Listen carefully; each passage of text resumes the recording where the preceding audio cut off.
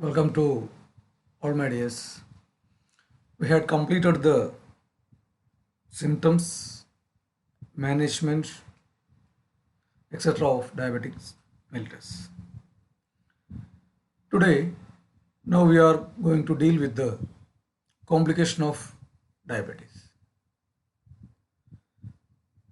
As the symptom of diabetes, say polyuria, polyphagia, polydipsia, or weakness, or loss of weight, or something like that, a multi-level symptoms are very non-specific, or the symptoms may be very trivial or even asymptomatic, and diagnosis may known only by investigating the status of the patient properly. Like that, even in patient with diabetes, there are varieties of complications, and the symptoms of complications are also very subtle or non-specific. In such condition, we can divide the complication of diabetes mainly into two, as acute complication and chronic complication. Regarding the acute complication, one of the main acute complication is, as you know, the acute hypoglycemia. We know that we must have a blood glucose level of 80 to 120, and if the level of blood glucose is less than that, patient is on hypoglycemic. But the very sharp diagnostic level of hypoglycemia is if the blood glucose level is less than 90. But in our clinical practice, or even in our daily life, even our blood glucose level may be less than 90. It is not necessary to have to produce some symptoms. Even though the symptoms are very, very negligible. In general, the signs and symptoms of hypoglycemia may be presented with a general weakness, sweating, or a unexplained feeling of trembling of body, or a tremors, or a giddiness, or shaking, even with changes in behavior, unexplained anxiety, etc. may be the manifestation of our patient. So the symptoms are, as we mentioned, our patient may not have any symptom or no symptoms at all. There may be unusual sweating, or a shivering, internal shivering, a feeling of internal chilliness, or a shivering of body. Then there may be increased heartbeat, or palpitation, or weakness, then anxiety or nervousness, tremors, giddiness, blurred vision, and changes in behavior. So All these symptoms can be summarized as a condition of stupor, that means a state near with a or a state like that of an transient unconsciousness, or a condition of coma, that is a very deep or a prolonged unconsciousness, and confusion of mind. This may be the specific symptom if our patient is not having sufficient amount of blood glucose level. And all these symptoms are very specific only when the blood glucose level is less than 60 or 70, something like that. And let us see what are the common causes of such hypoglycemia. As you know, usually our patient may be on medication with diabetes, and in patient with type 1 diabetes, when they inject the insulin more than they needed, that means too much insulin may injected by the patient, or overdose of the insulin, in such condition that may leads to acute hypoglycemia. And in as a usual practice, our patient may not eat enough food, or a possibility of skipping of meals, or delaying in meals, etc., may also leads to hypoglycemia. As a part of job, vigorous or continuous job, or too much exercise without eating anything, that may also leads to hypoglycemia. Just contrary to the too much insulin dosage, the patient may themselves think that it is not necessary to have that insulin this much amount. The doctors may advise them to have a 20 or 40 units of insulin, but the patient decided to take only 10 units or 5 units, something like that. So, in such condition, the insulin is not much enough to control the blood glucose level. In such condition also, that may leads to severe reaction. And as a habit, the patient may wait too long between their meals. That means the patient may having little food, especially in early morning, and after a long period, they had their meal usually after 4 or 5 p.m. A too long period of 12 hours, or more than 6 hours, or more than 8 hours. In such condition also,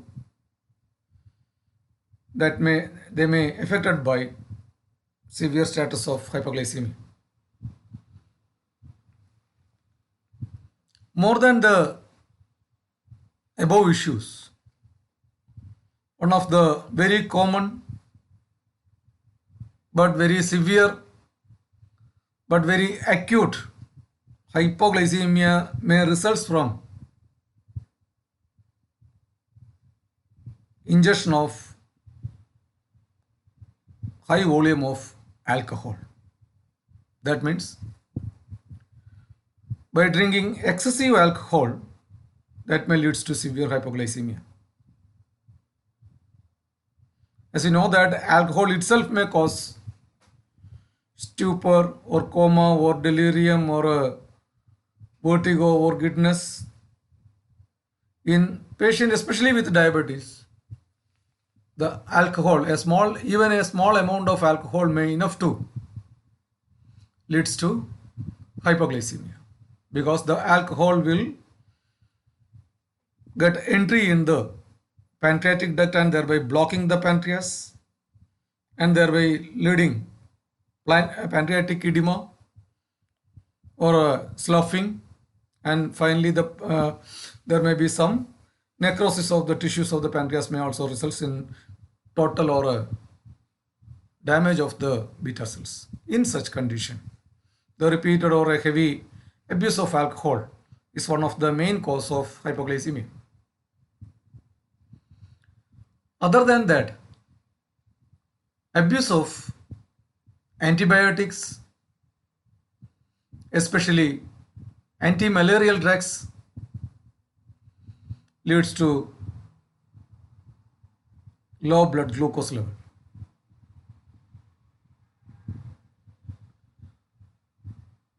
In patient already with hepatic disorders, say chronic liver disease, along with that chronic kidney disease, say hepatorenal syndrome, in such condition also they may fail to hold the normal level of blood glucose levels.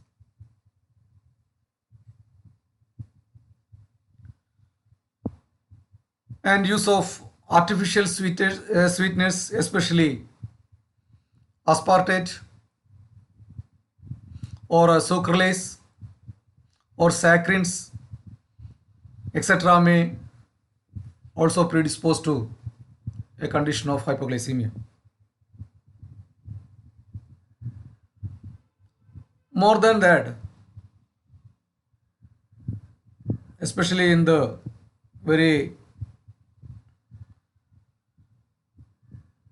late night sleep or a loss of sleep may itself enough to leads to hypoglycemia. So, as a part of our daily lifestyle issues, food style issues, abuse of alcohol or drugs due to stressed life, improper treatment, etc., may leads to imbalance in the blood glucose levels, and subsequently that may end in an emergency condition like a severe acute hypoglycemia. The signs and symptoms of hypoglycemia are also depends on the degree of hypoglycemia. As we mentioned earlier, less than 90 milligram of blood glucose level are considered as hypoglycemia. But in some of our patients, the blood glucose level may be on examination, it may be 70 or it can be 60 or it can be 40 or even it can be lower than that of the 40 or 30 or even it can be up to 10 also. So in such condition, it may produce some specific symptoms. Let us see if our patient is having a complaint of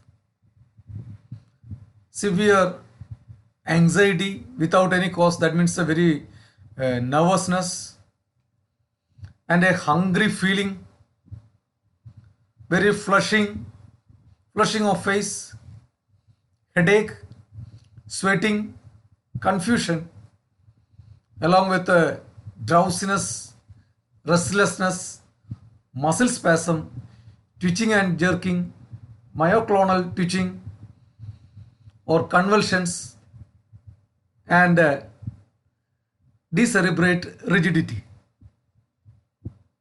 That means disordered fixity of joints. On examination, if our patient is having such and such symptoms, usually the hypoglycemic blood glucose level may be only a 30 milligram of percentage. That is why our patient is having severe symptom of such symptoms. And if our patient is having blood glucose level of only 10, you can see there is dilatation of pupils, pale skin with a shallow respiration, and on auscultation there is bradycardia and a deep coma. That means you cannot arouse the patient even from deep stimuli. That is what we call the medullary phase of hypoglycemia. That means the severe hypoglycemia that affects the brainstem. In such condition, the symptoms are very, very specific. So, the neurogenic symptoms of hypoglycemia are diaphoresis, that means increased sweating, then palpitations, tremor, anxiety, pallor, and hypertension. With a neuroglycemic symptom, cognitive impairment, that means patient feels very unexplained confusion. He cannot remember what actually he need. So, cognitive impairment, unexplained fatigability, dizziness and faintness, and hungry feeling, inappropriate behavior. Sometimes the patient may cry, or sometimes the patient may seems to be very irritable. Sometimes the patient may very restlessness, something like that. Symptoms with a focal or neurological deficit can also be presented in patient with hypoglycemia.